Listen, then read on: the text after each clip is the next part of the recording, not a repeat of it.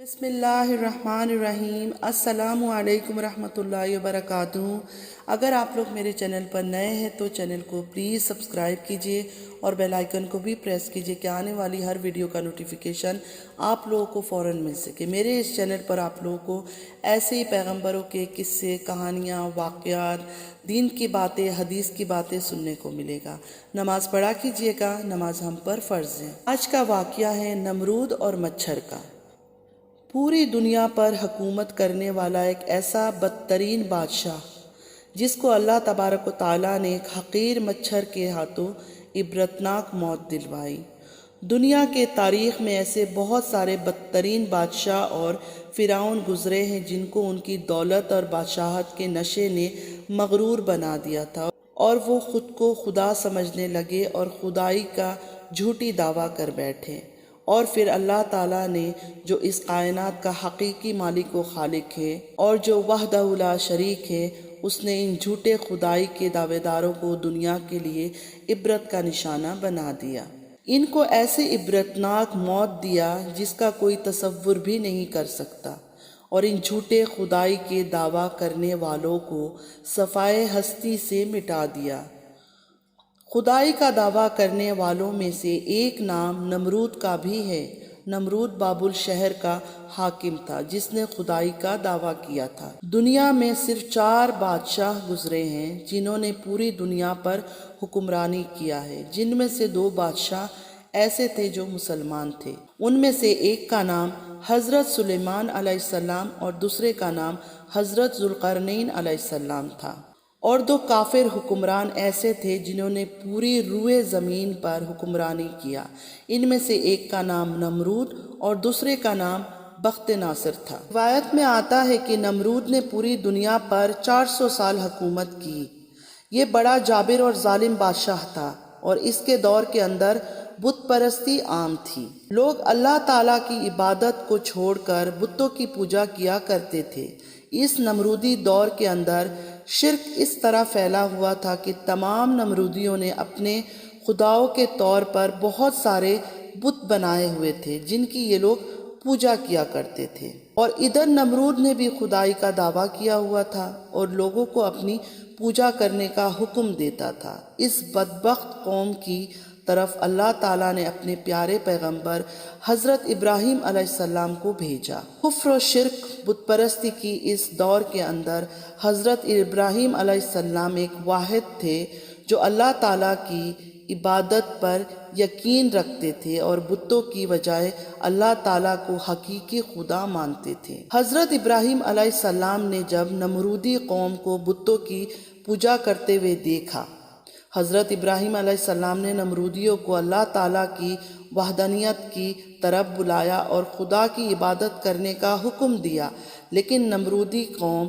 ایک ایسی بدبخت قوم تھی کہ اپنے کفر و شرک سے باز نہ آئے۔ ایک دن حضرت ابراہیم علیہ السلام ان کے جھوٹے خداؤں کو جھوٹا ثابت کرنے کے لیے اس مقام پر گئے جہاں پر ان کی عبادت کے لیے بت موجود تھے، تو حضرت ابراہیم علیہ السلام نے ان کے تمام بتوں کو چپکے سے توڑ دیا اور ان کا الزام ان کے بڑے بت پر لگا دیا۔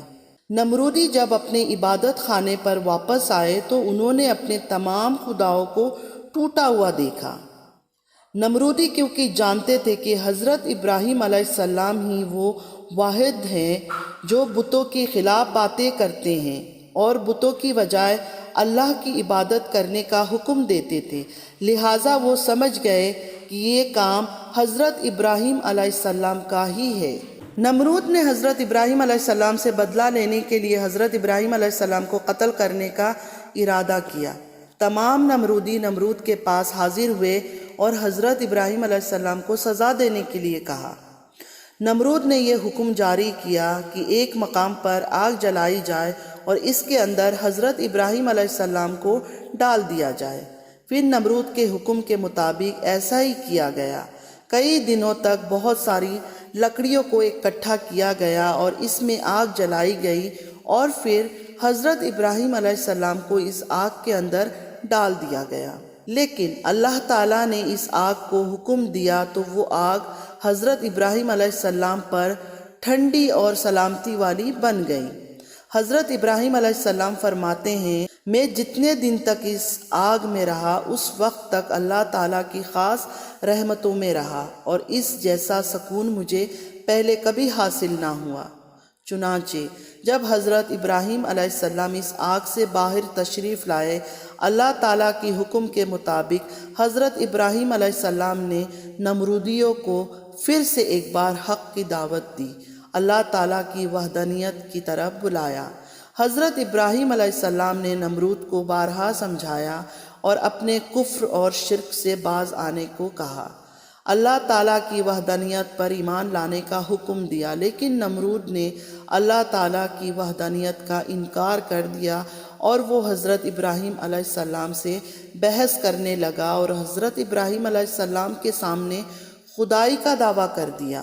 نمرود نے حضرت ابراہیم علیہ السلام سے سوال کیا کہ تیرا رب کون ہے؟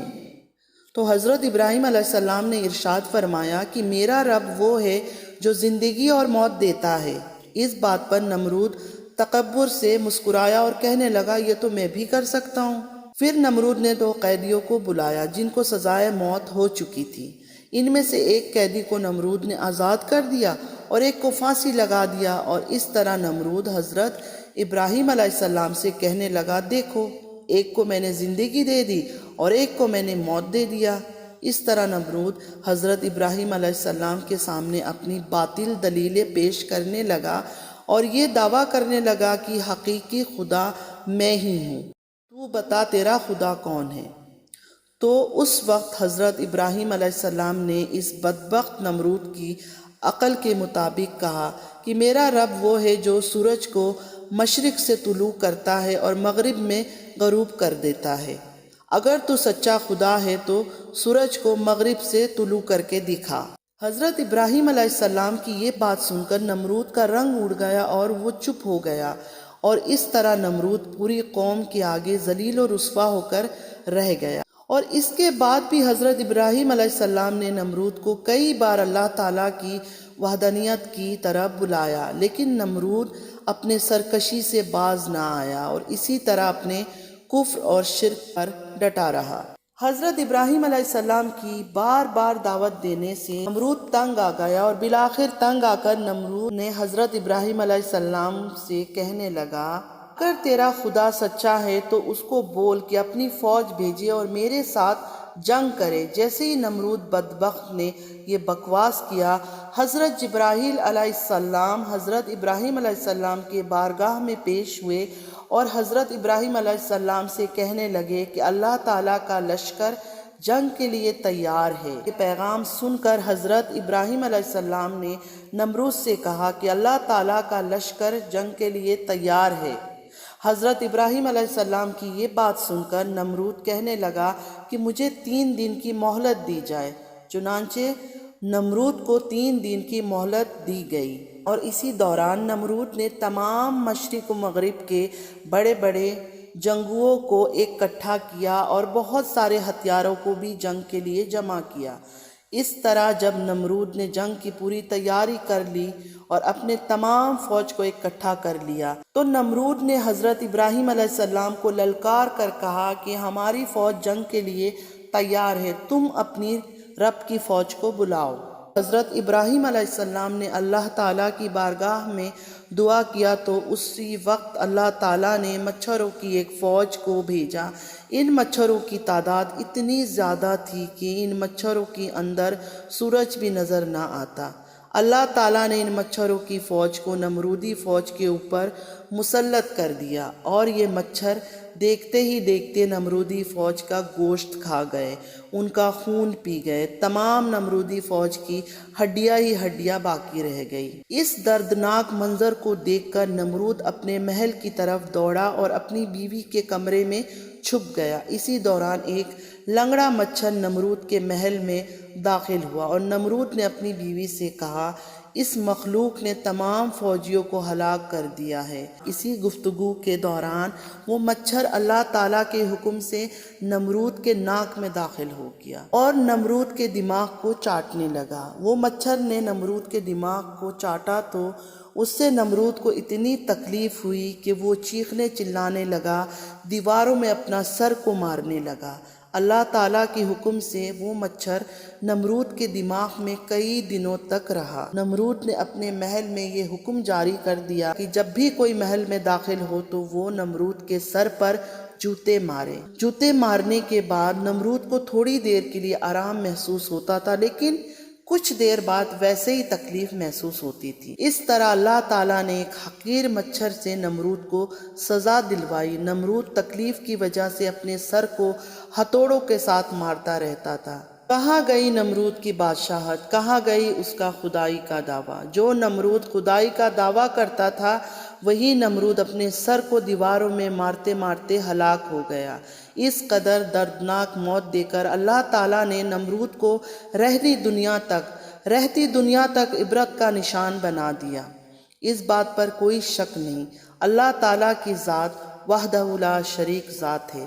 جب بھی کوئی اللہ تعالیٰ کی ذات کو للکارتا ہے تو اللہ تعالیٰ حقیر مخلوق کے ذریعے اس کو عبرت کا نشان بنا دیتے ہیں۔ Thanks for watching. اللہ حافظ۔